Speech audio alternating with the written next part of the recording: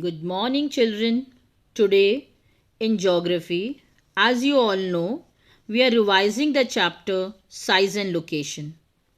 And in yesterday's lecture, we have studied about the location, size, and standard meridian of India. And today, we will start with India and the world. Children, just see this map very carefully.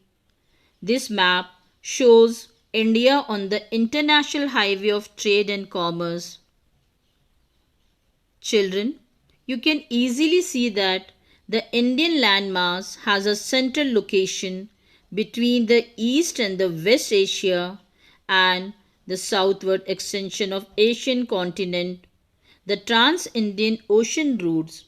Children, just see that I have marked with yellow the Trans-Indian Ocean routes which connects the countries of Europe in the west and the countries of East Asia, provides a strategic central location to India. Now see Deccan Peninsula, which I have marked with blue, and know that the peninsula protrudes into Indian Ocean and helping India to establish close contact with West Asia, Africa, Europe from the western coast and with the southeast in East Asia with the eastern coast. You know that the Arabian Sea side is a western coast and Bay of Bengal side is a eastern coast. If you will see this map very carefully, then you will note one more thing, that no other country has a long coastline on the Indian Ocean as India has. And indeed, it is the India's eminent position in the Indian Ocean which justifies the naming of an ocean after India, that is Indian Ocean. Children, once again see the map and you will find that one place is encircled and that place is Suez Canal. Since the opening of Suez Canal in 1869, it was opened in 1869. India's distance from Europe has been reduced by 7,000 kilometers.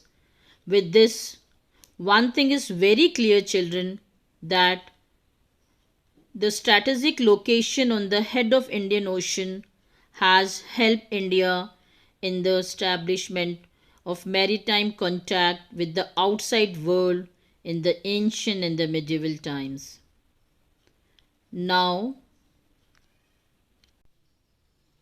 children, I am once again repeating this. The Indian landmass is centrally located between West and East Asia. The Trans-Indian Ocean routes connect countries in the west and countries in the east. India's protruding Deccan Peninsula help India to establish close contact with West Asia, Africa, Europe, Southeast and East Asia.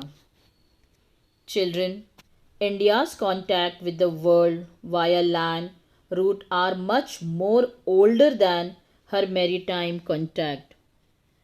That means our contact with the world have continued through ages, but her relationship through the land route are much older than the maritime contact. The various forces across the mountain in the north have provided passages to the ancient travelers, while the ocean restricted such interaction for a long time. The various passes such as Khyber Pass, Bolan Pass across the mountains have contributed in the exchange of the ideas, commodities since ancient times. The ideas of philosophers, Upanishad, Ramayana, Panchtantra, mathematics, Indian numerals and decimal system could reach many parts of the world through the land routes. The spices and the muslin cloth, along with other commodities, were taken from India to the other countries. The Greek sculptures, once again, the Greek sculptures and the architectural style of dome and minaret from West Asia can be seen in many parts of our country. Children, let's revise once again India and the world. India is located in the center of the world between East and the West Asia. The routes across the Indian Ocean, which connect the countries of Europe in the west and the countries of the East Asia, provides a strategic central location to India. The Deccan Peninsula helps India to establish close contact with West Asia, Africa, and Europe from the western coast, and with Southeast and East Asia from the eastern coast. The ocean, which is in the south of India, given name Indian Ocean, as no other country has a long coastline on Indian Ocean as India has. Now children, India's neighbor. India has an important position in South Asia and has 28 states and 8 union territories. India shares its boundary with Pakistan, Afghanistan, China, Nepal, Bangladesh, Myanmar, and Bhutan.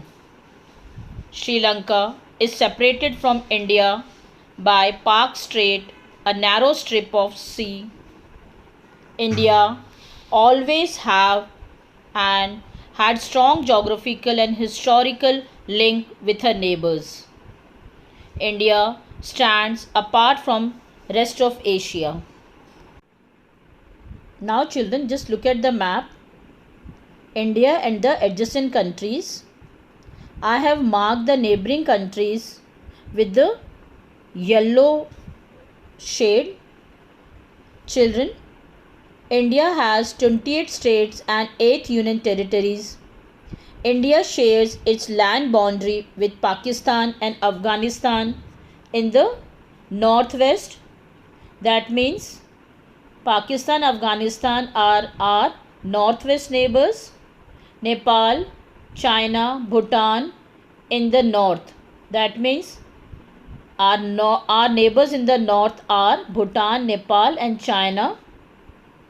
And Myanmar and Bangladesh are in the eastern side. They are our eastern neighbors. Our southern neighbors across the sea consist of 2 island countries, namely Sri Lanka and Maldives. Sri Lanka is separated from India by a narrow channel of sea formed by Pak Strait and Gulf of Mannar, while Maldives Island are situated to the south of Lakshadweep Island. Children, India has had strong geographical and historical links with her neighbors. Now let's see, do you know from the chapter? First one, children, the southernmost point of the Indian Union is known as Indira Point, and children, this Indira Point got submerged during the tsunami in 2004. Second, after the opening of Suez Canal, it has reduced the distance between India and Europe around 7,000 kilometers. It has not only reduced the distance, but also it has saved the time and fuel. Third one, before 1947, that means before independence, there were 2 types of states in our country. One was provinces. Provinces were ruled directly by the British officials who were appointed by the Viceroy. And the second one was princely state. They were ruled by the local rulers, hereditary rulers, and who had acknowledged the sovereignty in return for local autonomy. That's all for today. Thank you and have a nice day.